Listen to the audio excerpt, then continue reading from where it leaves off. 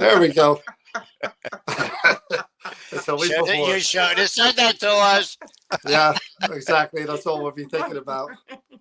Good evening. Good evening. I know it's a minute early. I'm trying to fix my headphones here. I'll wait for some people to get on here. I won't even play my intro here. I tried to have the woman from Camp Evans join us, but she was busy. The woman you met, Gloria. Yeah. Oh, okay. Yeah. Would have been cool to hear the background, more of the history of the building. And here we go. Hello, everyone. How you doing? Yeah, John Zaffis is very, very tired. There he is right there, the legend.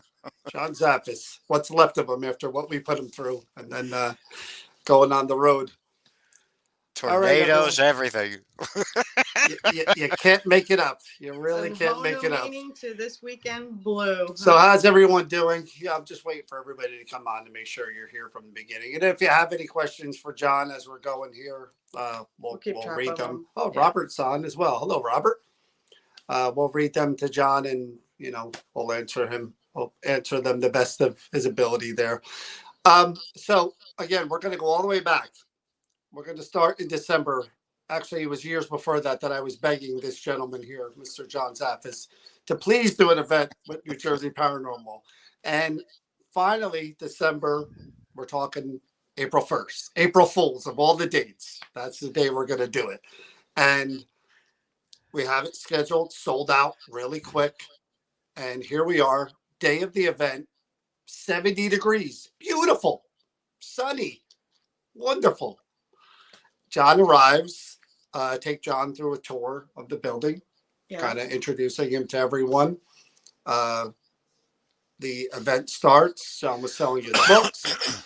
John, meet and greet. Lots of people were there to meet and greet John. John's lecture, which I'm so bummed that I wasn't there for the whole thing, but everyone enjoyed the lecture. I enjoyed the parts that I was there for.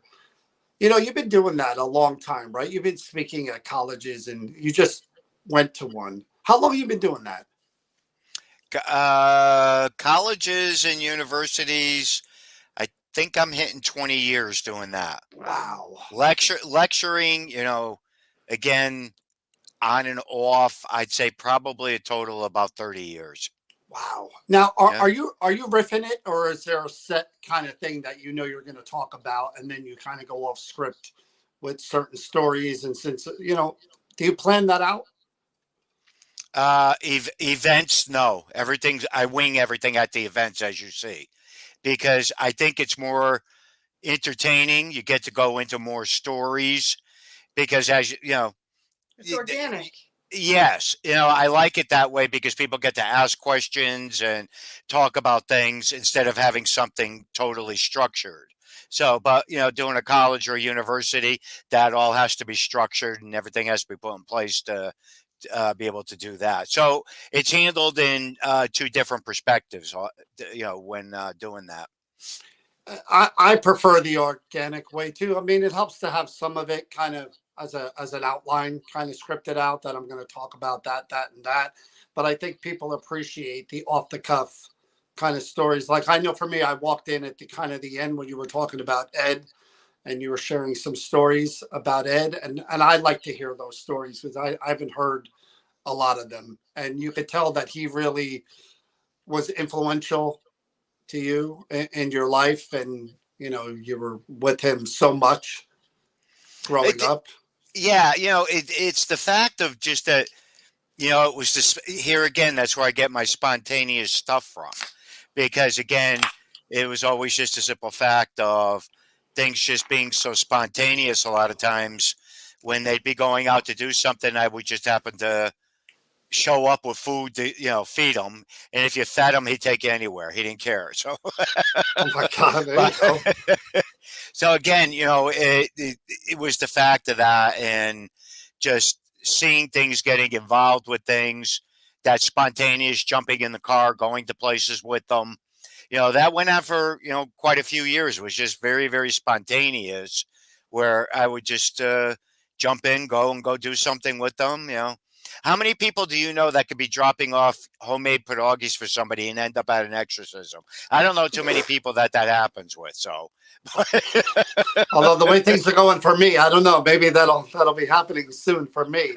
So when he was up there, I never met Ed. I never met Lorraine. When he was up there speaking and stuff, was he personable? Was he outgoing? Was he funny? Was Ed that type of guy, or was he kind of structured, matter of fact? no. Again, with him, extremely knowledgeable, obviously, but very spontaneous with his humor. Usually, when you were with people or anything like that, he was more regimented than normal. If you were just up at the house, it was totally different atmosphere. So again, but you look at that stuff, and again, I take that step back and I look at it now because again, so many people ask, well, what was it like? And to me, it was no big deal. They were my aunt and uncle. They chased That was ghosts your around. norm. I didn't think that much of it because I was so used to it. It was your life. It was normal life for you. For that, for listening to them talk about the stories and, them being involved with a lot of different things. So again, I didn't look at that too much to the fact of years later, after Ed went down, I think I started looking at things a lot differently. Yeah. Yeah. That was a big turning point because then it was like, all right, I couldn't pick the phone up and just say, what do you think about this? What do you think about that? Or blah, blah, blah, blah. I had to start thinking on my own and start to do things on my own. So again, that's when I really started taking the big step and looking at the big picture of, being exposed to a lot of that stuff. Right. And right. so again, that's how I view it with the talking about it. I think that's why people get such a big kick out of it when I just go into my random stories. I like that more than anything. I do. Yeah, it's an insight that not a lot of people get. No, but I do have to tell you that something that stuck with me that I thought was really impressive about what you said in your lecture was that some of the things that you found in what you would say was, and you said somebody would go in and debunk something you did, and you just simply said, that's just one less thing we have to worry about, and we move on. Yeah. That's I love that because there's no vanity, there's no ego, there's no. Oh, he's got a lot of that too. Don't let him fool you. I mean, I know. But I'm just saying that you don't hear that. That really resonated and was really impressive to me. Oh, thank you. Yeah, I just never really look. I don't look at myself as the way other people do, or I just don't. I don't do that. I don't do that with other people either. Other people that I'm friends with within the paranormal, that have TV shows or done a lot of different things. I don't look at it as they're a big deal to me. We're either friends, we talk, we get along, or we don't, and right. And vice versa. But don't like I me. think that a lot of us get too caught up in ourselves and what we're doing that we're forgetting that don't take it so seriously. Like if something's debunked or somebody finds out another way of explaining the possibility, that we have to be open to it. That's what this is about.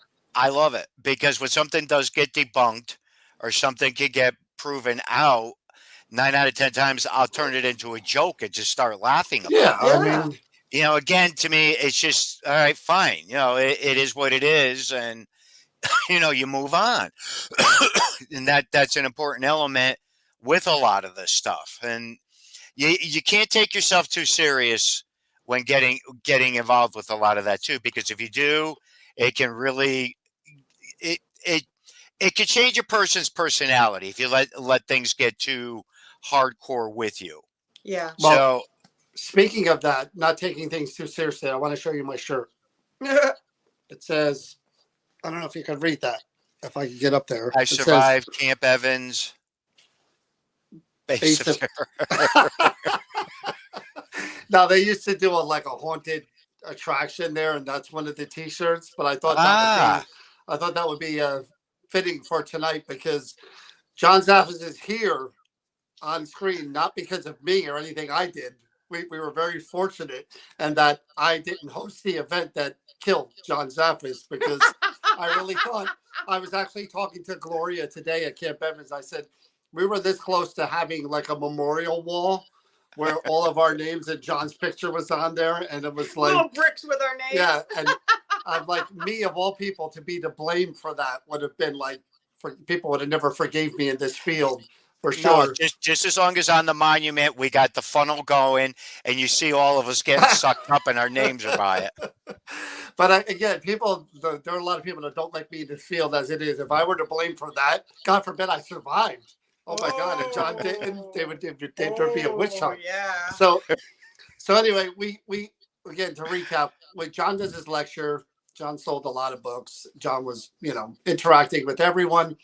John had literally just finished his lecture, and we were talking about taking a bathroom break before we got into the quote unquote ghost hunting part of it. And then everyone's phone at the same time started making noises. Yep. Now, take me through it. What were you thinking at that point? Yeah, because you were quiet. Yeah, you weren't really saying much. No, I wasn't saying much. And Chris, if you'll remember, I wouldn't go downstairs, and I was walking towards you and somebody else to make sure everybody got down there. You did. That's the only thing that went through my mind at that point in time, is that, okay, if somebody wasn't paying attention to their phone, they weren't, realizing that we were going down into the basement to shelter. So that's why when I started walking towards you, or you were looking at me, I was looking at you. And I remember I said to you, I said I was going to go walk all the way down to make sure there wasn't anybody down there. I was checking the bathrooms and stuff. Yeah. And of course, Sandra was the one that was in the bathroom when we were all going to the basement. I was like, I'll wait. But I because usually when storms hit or anything like that, and I was amazed because I started talking to a lot of people afterwards too, how many of us wanted to just stand out there and watch the storm. Yeah, that's an instinct. Yeah, not a good one. I actually, had gone back out for a few minutes because I wanted to get some air, and I went out on that big front porch on the front. And just watching that lightning across was amazing. Oh. It was really, everywhere. Yeah, it was spectacular just watching it. So again, with storms and things like that, I just like watching them and, trying to get it. I know we're all supposed to be huddled down there in case Dorothy decided to come through and take the building with her, but didn't happen, thank God. well, we went down the basement, and everybody was down there, and then the water started coming in a little. Yeah. But there was nobody panicked. Everybody was kind of just looking at their phone, tracking the storm. They almost lost their minds when the furnace turned on, and they all thought they were getting hit by the tornado. That was funny. That I remember jumping a little too. I really did think that was the end. That sounded like a freight train down there. It did. Oh. It did. I think that's when everybody got quiet for a minute and looked at each other like, hey, this is it. We're going together. We're all going to be able to answer the question that we were all wondering before we got here. We're all going to know in about 5 minutes when the building comes down around us. So I think we all left a little or something down there of ourselves. But again, what are the odds that the one event that I invite the guy to on April Fools, there were literally tornadoes, and I was messaging you, telling you there was a total, I think, of 5 or more that they said touched down in Jersey that day. We were literally, somebody from out of state sent me a picture of their geographic thing that showed 10. That we were literally in the eye of all the storms that were around us. So I saw it on the news. Yeah, I looked at the news, and I said to Cheryl later on, I said, I can't believe we missed out. I said, we lucked out. We literally lucked out on that whole deal. I said, I don't know. I was joking with Robert about the power of the legend of John Zaffis kind of put a bubble around the building, and we were protected because, but no, that was crazy. So then we get through all of that, and then we're finally, we waited till everything. Hey, Cody's on. Hey, Cody. Hey, Cody. We finally get through all of that, and we go back upstairs, and now we start the ghost hunt. Now, what we did with John was kind of going with every group, investigating with everyone top to bottom. Now, that building, we know, we've been in there many, many times.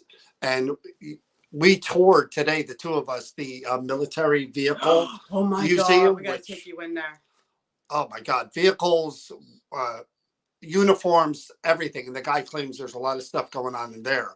Well, But there's one of them in there that has 3 that got killed in it. Yeah, where? Is in there? that museum. In that museum, there Is was there are some that are from the war. Yeah. Yeah. I believe Yeah. it. I believe it. So you went top to bottom. Information building, we told Robert was very active. The floor that he was on, he saw shadow figures and stuff. What was your impression overall of that building and different areas, if you had any kind of memories, that you could share with us? Before or after the tornado? Well, look, do both. All Before, of it. and then we'll work to after.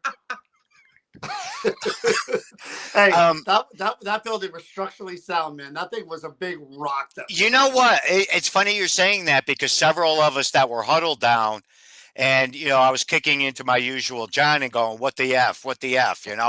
I said I could be sitting home watching my TV, But again, I was laughing, and we were going back and forth, and I said the way, and several other people said the same thing. That building was so sound, Yeah. and the walls were so.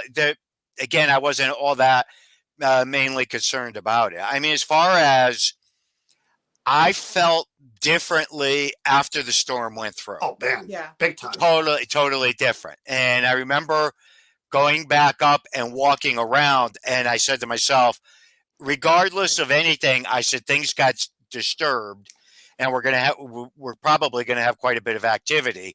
And long and behold, I mean, it's rare and far and few in between, especially with me, that every group we had something coming through. Oh my God, it was weird.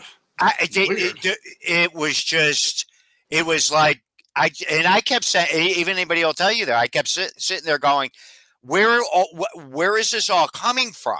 Because there were just things that were just popping through and coming through that were just random. And again, but different things correlated with the property and, different things that could have occurred, over the course of years and stuff. So to me, it was pretty cool. It was a very, very active night. Very active. They've even seen Native American spirits in that building because supposedly there was a burial ground. Oh, there was. They on dug that up the property we were bones. just talking about. Yeah. They found bones on the property that they believe were Native American. I mean, Mhm. So there are layers of stuff going on in that building. And what was good, I was with you at the end.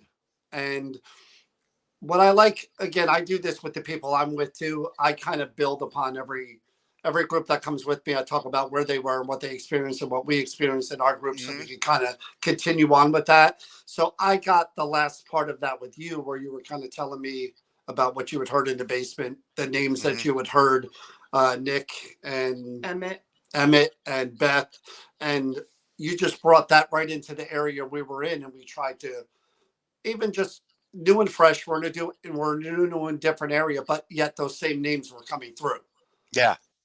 Different people, different location, on the property and everything. But the last day, because that was the last round we did.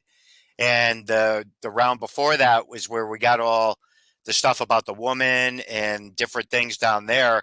Emmett came in on the very first tour that we were doing. And Chris looked it up and was able to establish there was an Emmett that tied in with the property. And the way I was looking at it and the way it was coming through with determining things is he showed up at the beginning and he made sure he stopped in at the end to say goodbye to everybody. That's how I interpreted that. So I was like, okay, he's making sure he's letting us know that he was around all night, and then just basically letting it go. But what I think the most striking one out of the whole thing was the basement thing with this whole woman Beth, and the profound effect it had on all the females that were down there. And they were communicating, going back and forth, and it was just amazing the information that started coming through once everything got established. Because one of the young ladies was saying she didn't want to go there. She didn't want to go there. She didn't want to talk about it. And I went, why? And she goes, well, because it's too dark and it's too, and I go, never look at it that way. Look at it the fact that if she's reaching out, she's trying to get her story out. Yeah. Bingo. And once she thought about it and she was contemplating it and thinking about it, and then all the women jumped in. And then, as we were going back and forth talking and everything, they kept saying they felt bad. And I go, why do you feel bad? And they go, well, because she went through that. I go, yes, but she's finally getting her story out. She's getting to tell you and you're helping her. And she's communicating with her. That's all I had to say. And those ladies just ripped. They let it all out. But it is true. She's trusting. she's trusting them to do that and to help her do that. Yeah. You know what I mean? But we talked to Gloria today, and Gloria, she wasn't able to kind of validate anything had happened, but she said whenever she would go down there, and I think I told you this, but she told us more today, that she would get EVP saying, get the F out of here. And like pulling her hair, she'd get things pulling her hair, and she always felt like she wasn't welcome down there. Well, she also said that because I asked her I didn't tell her anything. I said, can you tell me about the back part of the basement? And that's all I said. And she said that the back part of the basement, there's something over there, and we think it's tied to when the I'm going to say the Pleasure Club. You know who they were? The KKK. Yeah. At that they think that there was a young man that was tortured down there. Okay. And that they think that there's a residue of that, and they're the anger and like whatever. Because then after when she said that, and I said anything other than that, and she says we do know that there's an energy down there that definitely comes out when women that tends to be angry, like get out, like So, but she said she's never gotten after we revealed about what you guys got and what was happening down there. And she says, no, because we've never even attempted to communicate that way or ask those kind of questions and pull it out. So that was something new. It's going to be interesting to see if that actually brought peace, as she kept saying, because everybody kept asking her different things. And she would come back with the word peace. Yeah. Peace, Okay. peace. We even got that in our group at the end. Yeah. So again, with some of those spirits communicating, again, we're never going to know because we can never prove or disprove the simple fact. Did something get disturbed? Was something brought forth that just tied in because of the storm that was going through? I think so. I do really too. do. I honestly do. Do you want me to tell you something that I quite, because we knew that in that, that big vat that's down in the basement where there's water, plastic over it. What's with that? Yeah, we that's found out actually today. an artifact from below the ocean Shipwreck. that has to be kept in water or it will disintegrate. Yep. It's so old. It needs to be kept in water. Is that what that was? Yep. Yeah. Isn't that something? Oh, well, I kept teasing everybody and telling it was the love tub. I'm like, what is this big tub filled with water doing down here? Oh my! We're going back to the beginning again. I go, is it a science experiment? She goes, no, it's actually an artifact that was brought out of the ocean that they have to keep in water. And if they take it out for any reason, it's got to be wrapped up in salt water to transfer it into another vat of water because they're trying to make a thing where it's in salt water where people can view it and see it. Wow. Isn't that cool? I thought it was like the X-Files. I thought there was an alien underneath that plastic. I'm like, I don't even want to look at that. I like my theory better, the love tub. Yeah, the love tub. That may be something for the future there. Just oh my Lord. Yeah. But again, it's a really good point, and it's a really good theory to talk about how during a storm like that, with all that lightning, does it supercharge the building and give the spirits there everything they need, even the ones that are kind of peripheral or maybe kind of, like you said, wandering through, or they're there and they don't have enough energy? Did it give all of them everything that they needed that night? Because in the building that I was in, there were Nazi soldiers, Nazi scientists. We were talking about Gloria with that. They did bring them over here, And there was a whole to do with it when they did that because they thought they were spies, but they weren't. They were just scientists from Germany. Germany was Nazi Germany at the time. But I referenced that in an area that I had been before, and just the reaction that I got every single time when I mentioned that meant one person there was listening, and they were really able to, make themselves known. And I hadn't had that before there. And that well, there's no doubt. I mean, we look at anything, especially, from a scientific perspective. You got the energy, you got the charge between the lightning and the thunder. That amount of energy that gets built up from that just alone, and creating the atmosphere, and it's really going to fuel it. Do I think it reached its potential? No, I don't. I don't think it reached its potential that night. No, I think there's a tremendous amount to be discovered. So again, with that, I think it triggered enough where we were getting so much of that information just coming through that these, if you will, spirit or energy, whatever you want to call it, came through in regards to, part of the history of the building. It is a really interesting theory because people believe like mirrors or portals. You know what I mean? It's the same kind of principle in that a storm that big and that bad, where the energy was just on top with the lightning, and people's anxiety were so ramped up because of it that we may have created. Well, you want to hear what's all the elements in that building about that? But I did water scrying, and I do this thing where I tell them, to photograph. And a woman got her mother's image, and she actually showed the picture side by side with the picture of her mother, and we all got to see it. That's fantastic. That's cool. That's cool.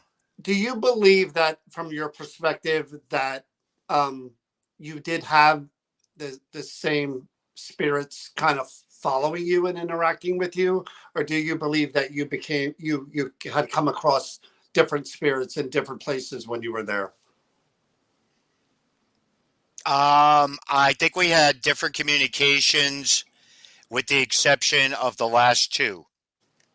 And the biggest reason I'm saying that is because I noticed in the very last round that we had a tremendous amount of the same spirit from down in the basement.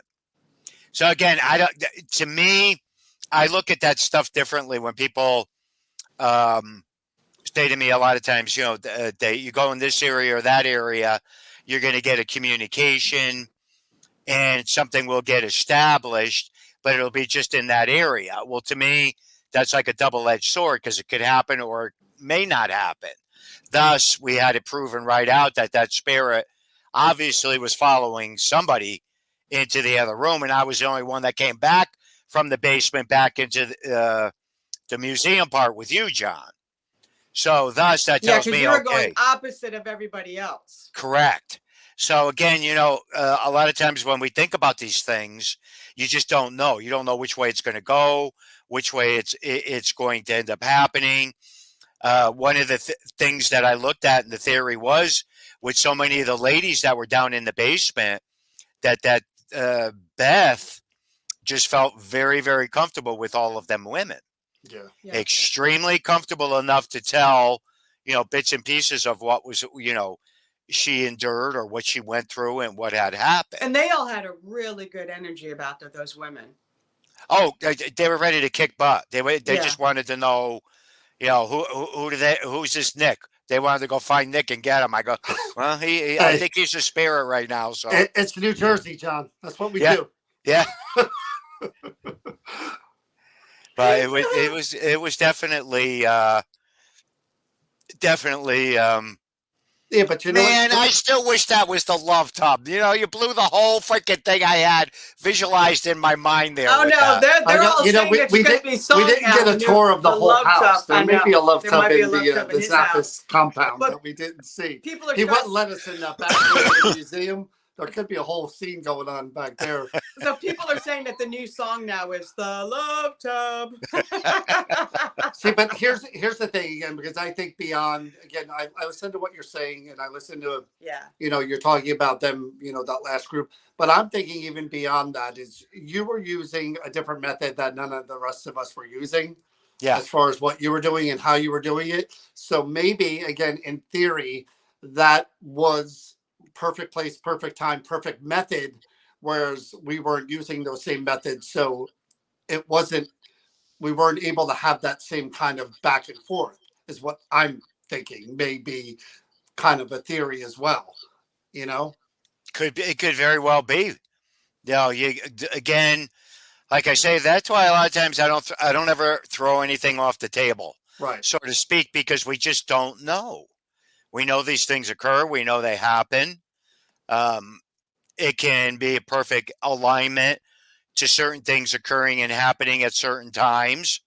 Thus, why? There's something they're trying to communicate. Like what all of us always say.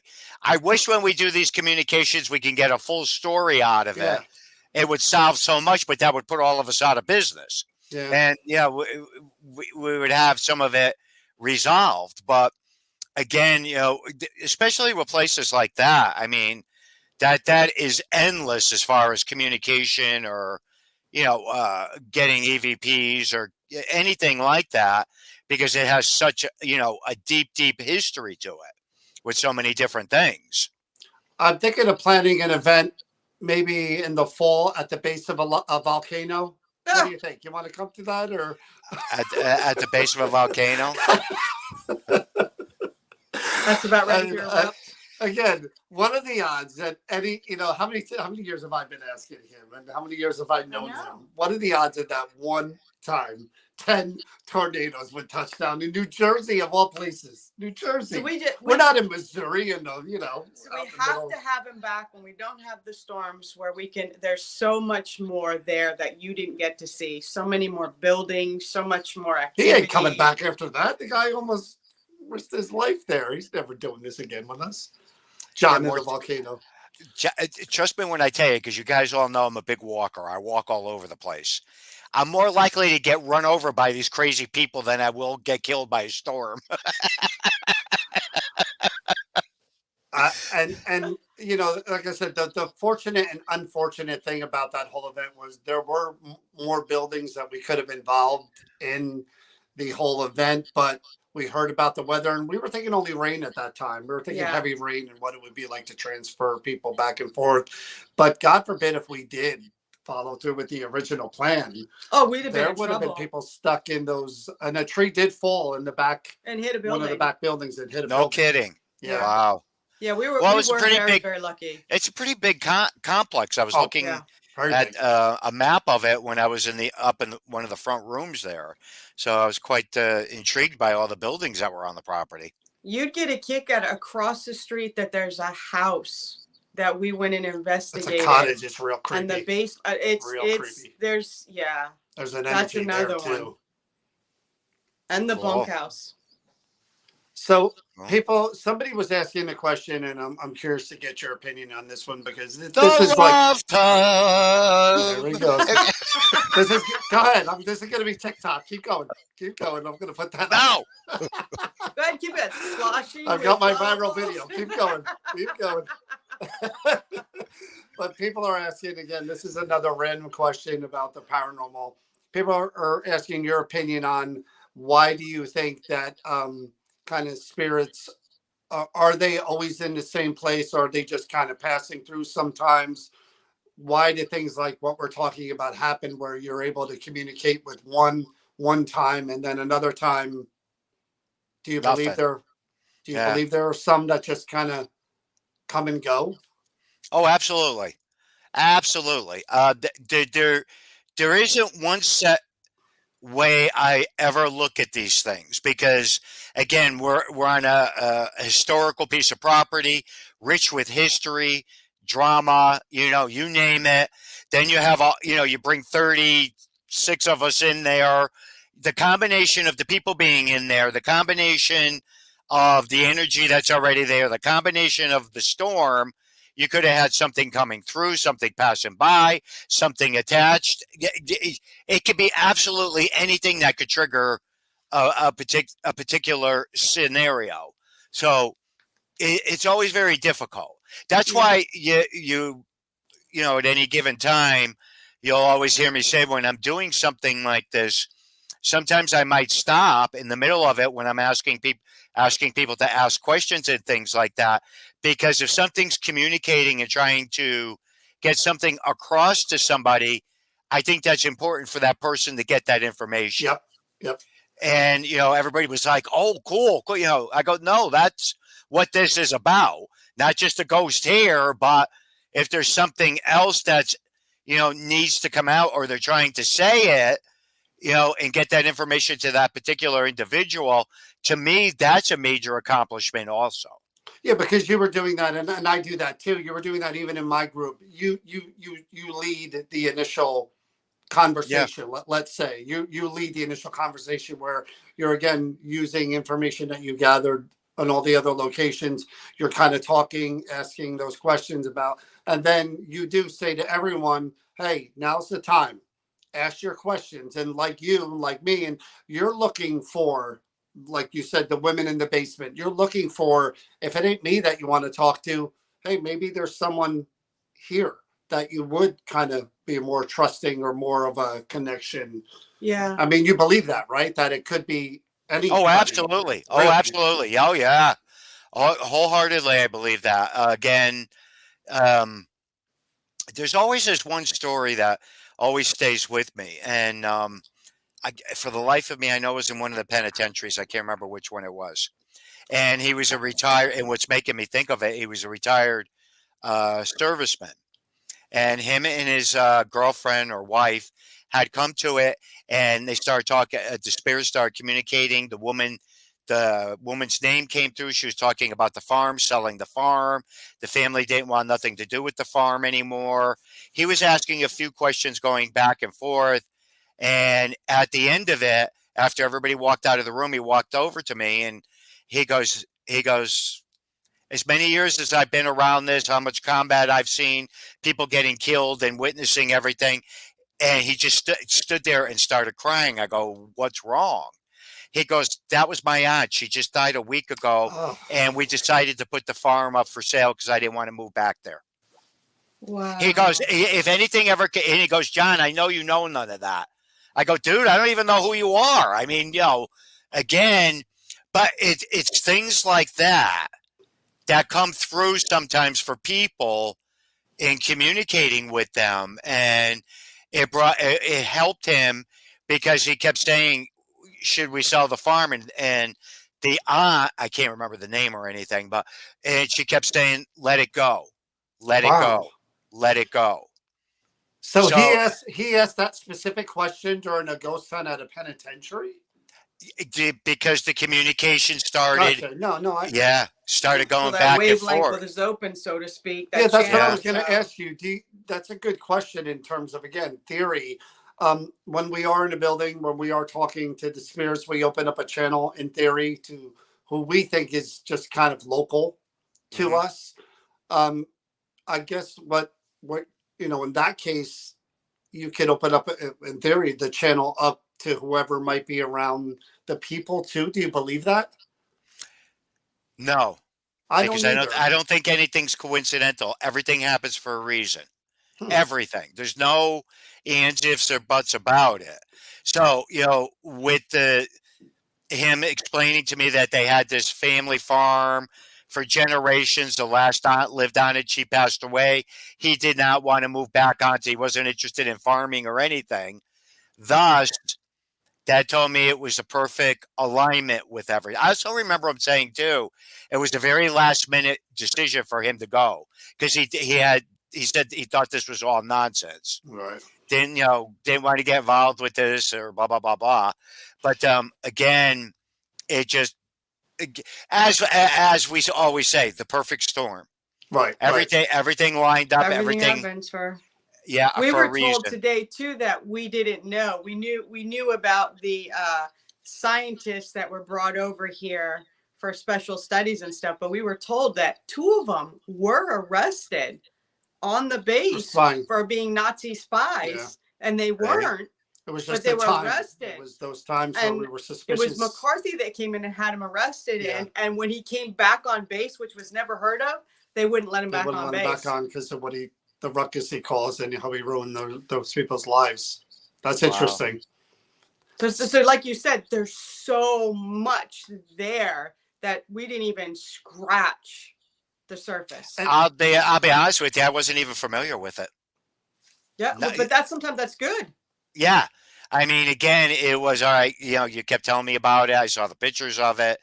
And I was just like, well, I'm not even really all that for knowing, that it even was there. But again, you take something as major as that, I would have heard about that, at one point in time or another. But if I did, I just don't remember it. But. See, but there's an interesting theory too. Again, talking about the paranormal in a broad perspective. Take a structure or a compound like that.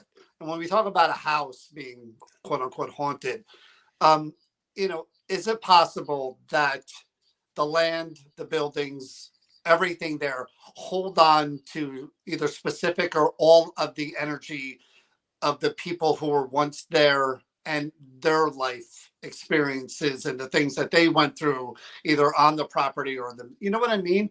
Is it possible to kind of channel all that in just because it existed in that space? Like a stain? You know what I mean? Like that's... Yeah, but I apply that to everywhere. Yeah, exactly. That's what I'm talking about. Not just like a little building, though, a whole entire compound with all of those people who had come and gone in one way or another. Could at any given time you tap into that frequency of any of those people, maybe? Yeah. Oh, absolutely. Absolutely.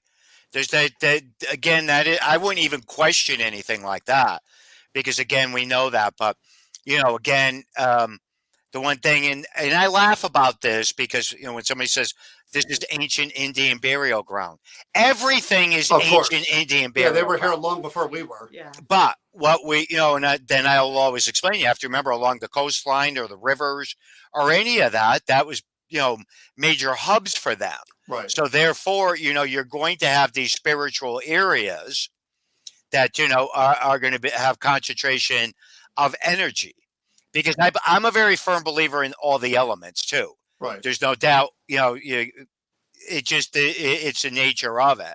And it's when all the elements are there, they're going to pull together. And again, you're going to trigger something within that time warp of one of those time framings that's going to come through. I just wonder, again, I take any building, for example.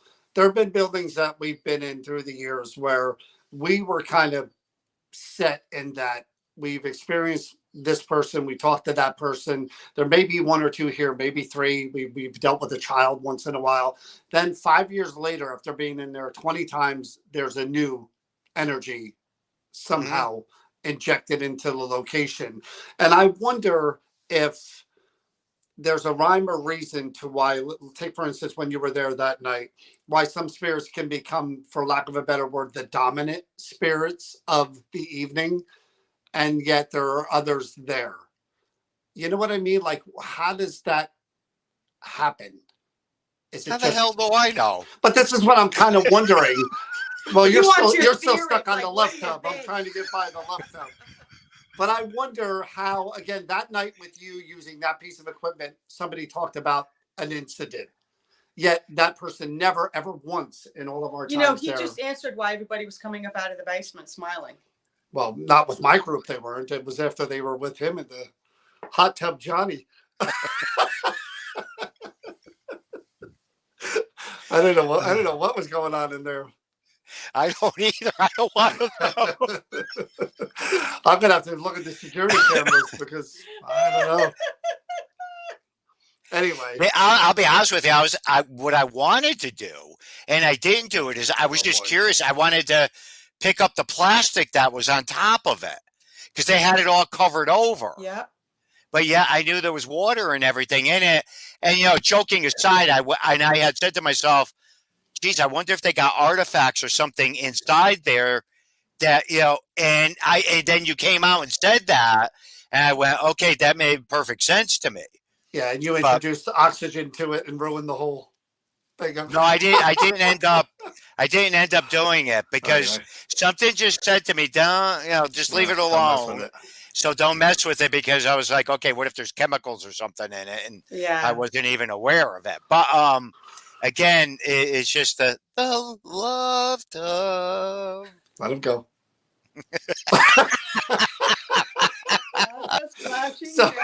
So here's the question. Here's another question. Somebody's asking your opinion on: do you think that one spirit could stop another from communicating, or suppressing it? Yeah, Absolutely. have you ever Yeah, come across that and been able many to times, really? and I can't tell you how many different communications that I've done at different places, and there are certain times that Ed will come through, and he's the most dominant spirit over that box. Really? Yeah, and I'll have to tell him, pipe down, go find another house to haunt or something, so we can communicate with some of the other spirits. I I mean, didn't know there's that. People were asking me about that, and I figured you never really had oh interaction no, with him. there's been Oh, really? situations. Yeah, yeah, there have been situations where he just dominates the entire thing that we're trying to do, and people get blown away by it because they're like, you're sitting there arguing with your cell phone. I go, no, I'm not, I'm arguing with him. Oh, that is funny. Wow. That is. But yeah, Saturday night he wasn't around that much. He didn't really come through that much because here again, these other spirits were dominating the situation, Right. especially Beth, because she wanted her information to come through. Well, I see. I felt funny about asking you that question because if someone, for me personally, I haven't ever, and I don't think I would ever try to communicate with my mom on a spirit box or an EVP. It's just, I don't know. It's just too close to me, and but I always wonder because someone asked a question there, and I'm like, do I even ask him that? Because someone said, does he ever try to communicate with Ed? In No, any of okay. your No. Do I ever when doing any of that, do I call upon any right. deceased people I know or family members? Never. Okay. Never. Nope. It just I have no happens during the course of your. yeah, it started, well, it actually started before I would actually accept the fact that, it led me to the point where I thought that the spirit was coming through. Is there something coming through your door? Yeah, my wife. Come over here and say hi. Oh, we know Hi, Cheryl. Cheryl. She won't. No, I thought something was wrong. That's why. No, Uh-oh. yeah, She's she's giving got him her the hook. jammies on. She She's won't come giving him the hook. Wi-Fi. She can She peek could put her in. weight. She could go like, hey. No, she laughs at me all the time because she'll be, she'll stick her head in and out. You're either on the phone, you're either on the show, or you're doing this. She goes and. But anyways, that's what she was just doing. I hear you So, just got home and we're bothering you with this stuff. no, that's fine. So That's we were fine. talking about. Oh yeah, no, I don't ever, I shouldn't really say that because no, that's not necessarily true. Because there have been a few different times I'll be sitting there and everything's flatlined Right. and nothing's coming through, and I'll just throw out random names, to see if it's going to do anything. And 9 out of 10 times it just doesn't do anything whatsoever. So again, but again, But speaking about that because it's a type of situation too with I get very uncomfortable when it's family members. right. Me So too. therefore, it's like it is what it is. I accept it, and I know it's happening, and I know there's reasons for it. But Right. what I would say is I don't provoke. I Right. don't provoke family members or deceased friends to come through. But there, like I said, a lot of times they do come through. And this is just on, like you said, what is it something that you would only get? Like he would just come in and say whatever, and you're like, yeah, I know who this is. Oh I no, know. he's like a Or freaking does he bull in a say china shop. He just comes. he just comes charging right over it, starts screaming his name, and And you if know anybody could figure out how to do that from that side, you think he would make it his mission to do that for you, to kind of prove to you, like, hey, I figured this out. I'm, well, I hope he's got a lot more information because we're all waiting for it. well, I kind of thought we were talking about Chip Coffee. Whenever I aggravate John even a little, he threatens to call Chip Coffee on me, to have Chip yell at me, which Chip would do. Oh my God! I bet Chip called you over that one.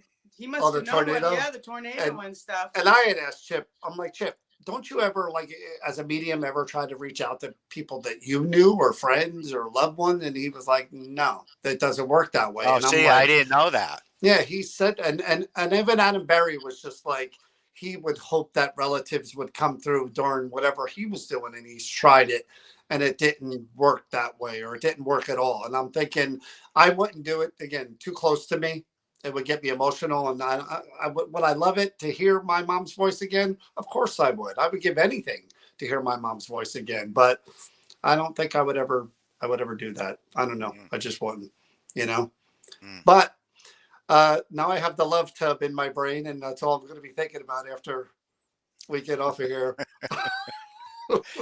I think you got another T-shirt in the works. I'm going to have to take a picture of it now, and so you guys can see what it is, and I'm going to put the love tub caption. Do you think we could ever get you back there again? In a heartbeat. Nice. Hey, don't tell. He knows I'm going to reach out to him right after this is over. I would even say things like that. I would love for you to be able to really get a tour and really see the different and investigate some of the other areas that you didn't Absolutely. get to. Yeah. It was awesome, John. And I can't tell you how much I appreciate you doing that. And I thank you for coming. And I know everybody had a great time. And again, me especially, I joke with everyone because I'm like, John's up there for an hour and whatever, hour and a half. And he's wheeling and dealing, and he's lecturing, and he's telling his story, and people are laughing and people are asking questions or whatever. He gets off, and now I got to go up there and try to do my spiel. And I'm like, it's like my generation, like someone who just picked up a guitar and Eddie Van Halen just walked off the stage. And I'm like, hey, if you feel like listening to me, please, I'm just going to say a few things. But I realize Yoda just got off the platform, and I'll do what I can. But it was great having you there. And then you were saved by the bell. Everybody in the basement. Wow. You just triggered something from about 30 years ago. Okay. One of the researchers used to call me Yoda. See? Oh. I haven't heard that in years. Hey, I'm psychic, man. It's coming in. That's why I just smiled when you said that. Like I said, it was one of the researchers. He said, always used to refer to me as, you're the Yoda. You're the Yoda. So I refer to you as the Yoda because you are. I mean, we're kind of here, and you're top of the food chain. Christopher on here, he's come to a few of our events, said that he actually caught one of your lectures while he was in college. You came and spoke at his college when he was in college. That's pretty cool. That. I love that because now I go to at the events or anything like that, or the professors on campus. I came when I saw your lecture back when I would go to school here, and now I'm a professor and blah blah blah. Or people, it's amazing, that, and they'll just stand there and start telling me, I can remember so much of it. You scared the shit out of me, and I'm just like, well, again, with a lot of that a good thing that I'll always be happy for the past 20 years is doing so many colleges and universities, and and it's cool to know that you're able to leave a little bit of an impression or an impact on somebody. Yeah, he said it was, I don't know what college this is, SCCC. I don't know what that is. So it's like South Carolina or something, or Connecticut, maybe? I don't know. But John will be at Power Unity in November, and he does a brief lecture. It's only 45 minutes, but I am trying to get John to do another lecture somewhere else that may... Cheryl? Did Cheryl pull him away? Cheryl, are you there?